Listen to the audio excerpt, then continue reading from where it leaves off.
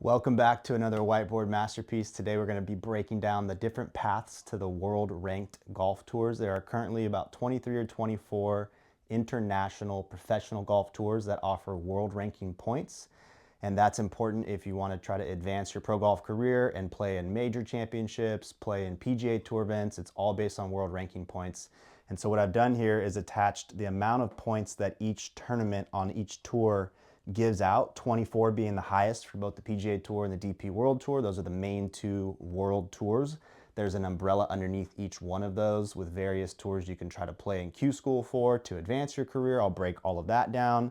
And then the tours just underneath PGA and DP World Tour, aka European Tour. Right underneath that, we have the Japan Tour, the Australasian Tour, the Asian Tour, Sunshine Tour, which is in South Africa. And don't be overwhelmed. I know this is an insane amount of words and it's probably a little challenging to see from back there, but I will take you guys through all the complex math and trigonometry here in about the next 5 to 10 minutes. Stay with me. This stuff is really interesting. PGA Tour, that's the most common one for probably the majority of people watching this video that we're familiar with. Underneath it, we have PGA Tour Americas, combination of the Latin Tour, which has 6 events in South America, and the Canadian Tour, which has 10 events up in Canada. They've combined those two tours, which used to be separate, into something now called PGA Tour Americas. There's a Q School for it. I broke down the cost of that in a previous video. Go ahead and check that out if you're interested in the details. For the purposes of this video, I'll just slap on the $4,500 final figure to play in that 4-round, 1-stage Q School. If you finish in the top 9, that'll get you 10 starts on PGA Tour Americas because it happens halfway through the season after the South America portion of the season. It's a little weird. We don't have time to break it down for this particular video. Just trust me. You play 10 starts. If you finish in the top 5 on the money list at the end of that year, you get promoted to the Korn Ferry Tour. So you got to go through Q School, top 5 on the money list after 16 events, go to the Korn Ferry Tour. That's one way. Another way would be top 20. After being on the Korn Ferry Tour for a season, there's like 26 events. And a friend of mine who played a full season on the Korn Ferry Tour a couple years ago said it's roughly $4,000 to $5,000 per week. 26 events, that would cost 104 grand to play a full season on the Korn Ferry Tour. And if you're successful and finish top 20 money list, you get promoted to the PGA Tour, or you can go straight to Korn Ferry Tour Q School rather than PGA Tour Americas Q School. It's 4 stages long. It's 15 total rounds. It's roughly $20,000, totally variable on how far you have to travel to each event. Ballpark estimate.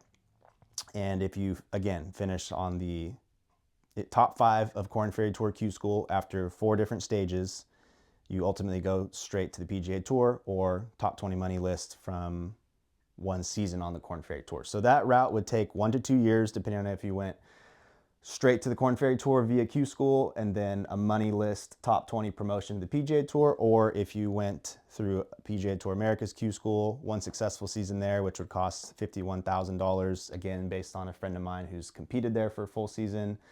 That's roughly what it would cost. So the total cost in this, if it was 1 or 2 years, somewhere in the ballpark of $75,000 to $160,000. That's really just for entry fees and travel. That's leaving out practice expenses, coaching expenses. It's actually much higher than that. But again, this isn't really a cost breakdown video. This is more of a paths to the tour breakdown. One small note is China has something going on that's under the PGA umbrella called PGA China and PGA Tour China and the China Tour. And those both offer very minimal world ranking points, 4 points each, but they are somewhat in the same class as PGA Tour Americas, which can promote to the Korn Ferry Tour, which promotes to the PGA Tour. So there really are 3 tiers of pro golf, and those are in the world ranked system. And then even beneath that, a 4th tier would be the official mini tours.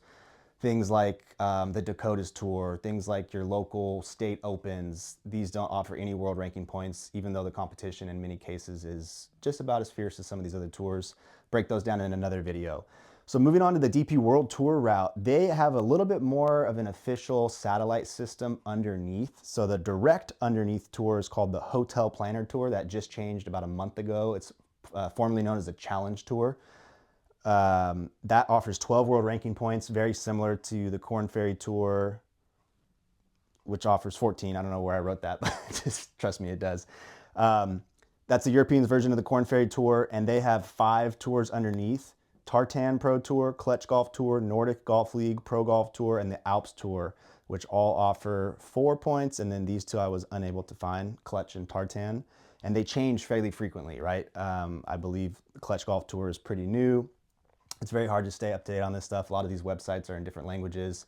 The first few videos you guys watched me make, I was just spitting off the dome from my own experience and knowledge on tours I had played on. Now we're getting a little bit more into these well thought out, researched videos, because in some cases, I haven't played on these different tours.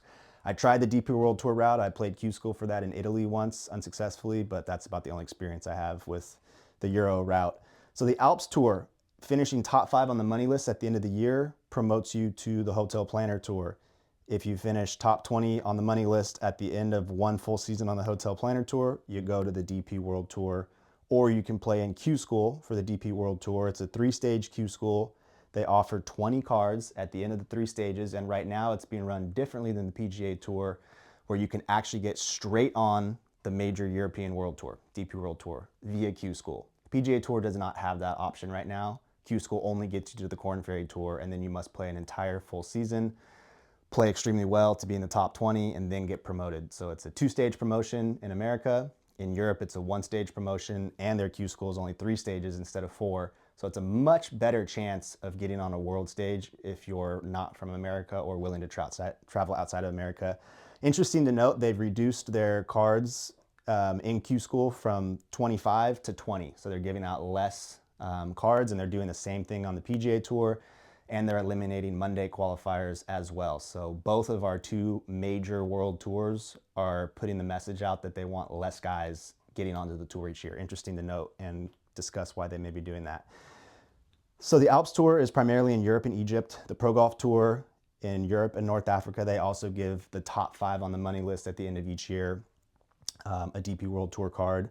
Nordic Golf League, another 5 cards at the end of the year in Denmark, Finland, and Sweden. Clutch Golf Tour in the United Arab Emirates, Morocco, and UK. I've played golf in Morocco. It's sick. That tour sounds really fun.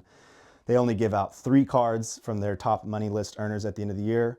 The Tartan Pro Tour gives out 2. It's in Scotland. How sick does that sound? I don't know how new that tour is, but I have just recently heard of it. So between those, they've got 5, 10, 15, 20 other cards going to the HotelPlanner Tour from their 5 satellite tours. Those would be tier 3. HotelPlanner would be tier 2. DP World Tour is top tier, tier 1. So those are the 2 main places I would say the majority of pro golfers want to play, but then there is still an entire separate umbrella over here. And I probably should have put Japan Tour at the top since they do rank ever so slightly higher than Asian Tour in terms of world ranking points, but pretty darn close. And Japan Tour has a 3-stage qualifying school. PGA Tour Australasia has a 2-stage qualifying school. So for that one offering 16 world ranking points, and Korn Ferry Tour, I believe, offering 14. It's interesting to note that Korn Ferry Tour is a 4-stage Q School. PGA Tour Australasia is a 2-stage Q School. So part of my intent with some of these whiteboard videos is to really try to highlight just all the stuff that is out there.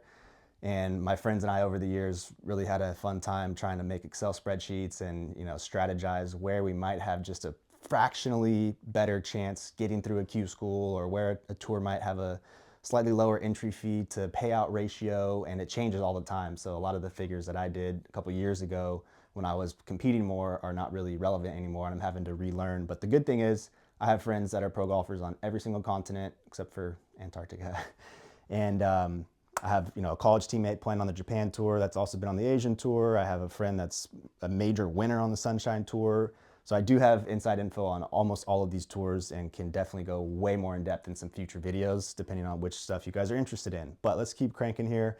Asian Tour has 2 stages of Q School, and they do something interesting where their developmental tour, which only gives 6 world ranking points per event versus 14 on the Big Boy Tour, their Dev Tour is where they put you if you don't make it through their Q School in the top 35. Top 35 guys go straight to the Asian Tour at the end of their 2-stage Q School, and then 35 to question mark, because I couldn't find how many they take, but some of the guys outside of the top 35 at the final stage of their Q School go to the Asian Developmental Tour, and at the end of the season, top 5 on their money list go up to the Asian Tour.